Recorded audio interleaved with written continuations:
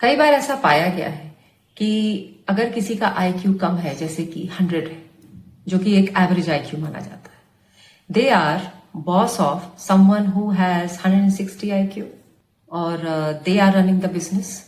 If you cannot believe it, of course, you are going to Google it and you can find it that it's absolutely true. But the bigger question is, why? Is it possible? Now it's confirmed. But the question is, how? Why? Because higher IQ जो है, IQ itself, वो एक बहुत ही limited चीजों के बारे में है, जहां पे हम लोग पढ़ाई लिखाई के बारे में बात करते हैं और समझते हैं कि कोई प्रॉब्लम जो बुक में है या स्क्रिप्टेड प्रॉब्लम है उसको कितना सॉल्व कर सकता है। But in reality the real problems of life, जहां पे हम लोगों को एक दूसरे का इमोशन समझना होता है और प्रॉब्लम को इससे रिलेट करके सॉल्व करना पड़ता है, then EI is the right tool. EI is the right way to solve the problem. EI is the only way to deal with all the issues. So IQ जो है actually it's very very limited. उसके जो uses हैं बहुत limited हो गए हैं, खास तौर पर आजकल के वर्ल्ड में जहां पर AI भी आ गया है। अब AI के आने की वजह से बहुत सारी चीजें जो हाई आईक्यू के लोग कर पाते थे वो और लिमिटेड हो गई हैं, ये आप समझ सकते हैं। यहां पर ये बहुत जरूरी है समझना कि EI becomes even more important. अगर आपका EI लो है, then probably it is difficult for you to survive in this world. छोटा सा एग्जाम्पल है, एक बच्चा है, मैंने एक इंस्टाग्राम पे एक रील भी देखी थी कि एक बच्चा है जिससे बहुत अच्छा नंबर आया सारे सब्जेक्ट्स में और एक सब्जेक्ट में उसको थोड़ा कम नंबर आया, वो रो रहा है। और वहीं पर एक दूसरा बच्चा है जो कि उसने कुछ 85 वगैरह ही लाया और वो बहुत खुश है, उछल कूद रहा है। तो जो फोकस था वो ये था कि बच्चा जो है बहुत इंटेलिजेंट है, लेकिन वो इतना उसको सेंसिटिविटी है कि एक नंबर भी कम नहीं होना चाहिए और that's why he was crying and मतलब ये उसकी तारीफ थी। बट इन रियलिटी तारीफ उस बच्चे की है जिसने नंबर ठीक ठाक सा लाया है and they are able to get over that because one exam, सिर्फ एक एग्जाम है, एग्जाम के नंबर के बेसिस पर, वो बच्चा बहुत छोटा भी था, बड़े भी हो तो भी एक एग्जाम के बेसिस पर आपकी जिंदगी डिफाइन नहीं की जा सकती है। जिंदगी बहुत लंबी होती है बहुत सारी चीजों के लिए और बहुत छोटी होती है बहुत सारी चीजों के लिए। ये मेरा बहुत फेवरेट लाइन है जो I don't know, I think I only have thought about it.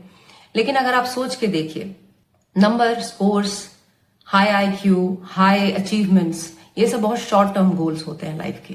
लेकिन जो रियलिटी होती है लाइफ की वो है एक दूसरे के साथ कनेक्ट कर पाना, उससे भी बड़ी बात की खुद के साथ कनेक्ट कर पाना।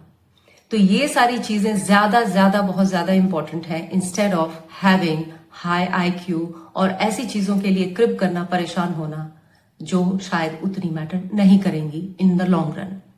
तो ये बच्चा जहां पे वो एक नंबर के लिए रो रहा था और उसके माँ बाप वो वीडियो बना रहे थे, I have a request, please आप उस बच्चे को इस बात के लिए तैयार करिए कि लाइफ में बहुत सारे फेलियर्स होंगे और उनके साथ डील करना he is the bigger success, not कि वो पेपर पे किसी टीचर ने कोई नंबर दे दिया, not at all. EI is the reason कि हमारे साथ जो रिश्ते होते हैं लोगों के बन नहीं पाते। अगर आप अक्सर देखेंगे मैं सोशल मीडिया में यही सब मेरा इंटरेस्ट का टॉपिक होता है कि किस तरह का ट्रेंड चल रहा है लोगों के बीच में। तो अगर आप रिलेशनशिप को देखेंगे तो लोगों को उनका इशू नहीं है कि सामने वाला ज्यादा परेशान है, इशू ये है कि उनको उससे परेशानी हो रही है। आई ऑलवेज से दिस कि परेशानी अगर आपको है तो उसका सोल्यूशन आपके पास होना चाहिए और ये सारे के सारे प्रॉब्लम्स जो है वो इमोशन से रिलेटेड प्रॉब्लम है। तो अगर आपकी खुशी आपके पास है, यानी आपके इमोशनल रेगुलेशन की रिस्पॉन्सिबिलिटी भी आपके पास है। और इमोशनल रेगुलेशन के पहले एक बहुत बड़ा इंपॉर्टेंट टॉपिक है सेल्फ अवेयरनेस का। Self awareness is one of the pillars of emotional intelligence and वो आपको बताता है कि आप कैसे अपने आप को सही चीजों के लिए तैयार कर सकते हैं। आप अपने आप को किसी डिप्रेसिव अवस्था में डालकर अपने आप को छोड़ देंगे, रुमिनेट करेंगे, या फिर आप कोशिश करके उससे बाहर निकलेंगे, या आप अनरिस्पॉन्सिव हो जाएंगे, पूरी दुनिया परेशान रहेगी आपके आसपास कि क्या हुआ इसको, क्यों नहीं बात कर रहा या बात कर रही, कब इसका मुंह ठीक होगा। ये रिस्पॉन्सिबिलिटी हमेशा के लिए जानिए, ये दूसरे की नहीं है, ये सिर्फ और सिर्फ आपकी है। आपका मूड खराब है, आपको अच्छा करना है, और ये तभी आएगा जब सेल्फ अवेयरनेस आपके अंदर होगा। Second is emotional regulation. और कई बार लोग इमोशनल इंटेलिजेंस के इतने हाई लेवल पे पहुंच जाते हैं, और वहीं वो लीडरशिप की बात आती है कि वो जानते हैं कि सामने वाले को कैसे डील करना है, उसको कैसे रास्ता दिखाना है, सामने वाले को कैसे रास्ता दिखाना है कि वो भी आपके साथ चले, क्योंकि अगर हम लोग सब साथ चलेंगे तभी तो हमारी सफलता है। करेक्ट। सो ये इस बात को समझाया जाना बच्चों के लिए बहुत जरूरी है। अभी मैंने एक प्रोग्राम शुरू किया है स्पॉटलाइट करके, जहां पर मैं बच्चों को पब्लिक स्पीकिंग और लीडरशिप स्किल्स सिखाती हूँ। मैंने देखा कि बच्चे सोच नहीं पा रहे, they have very limited thinking abilities. बस जो लिखा है, जो आपने कुछ दिया है, लिमिटेड है, उस पर कुछ नया नहीं सोच पा रहे।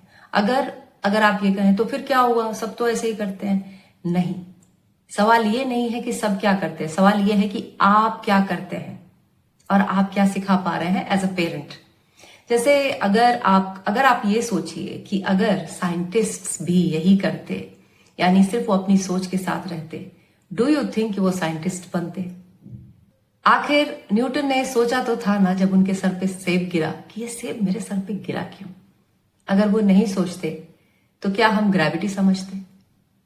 या यूरेका, आर्किमिडीज, ये सारी के सारी चीजें लाइफ में इंपॉर्टेंट है, और वो आपके बच्चे में किस हद तक छुपा हुआ है उसको निकालना ही इंट्रापर्सनल इंटेलिजेंस है। जब एक ग्रुप को समझाया जा सके, वहां पर सबको एक्सप्लेन कर सके बच्चा या कोई भी बड़ा कि समस्या क्या है, प्रॉब्लम क्या है, how to solve it, that is your interpersonal skill they are talking about, and that is the building block of the leadership.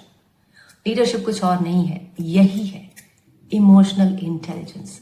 सो इसीलिए my dear friend, a person who has lower IQ has nothing to worry about unless they have smarter, much more higher EQ और EI। तो यही बात का सार है कि emotional intelligence can be a game changer for you. Agree करते हैं आप मेरे साथ तो please do comment, subscribe and share this video for many more such insightful information. Thank you for watching.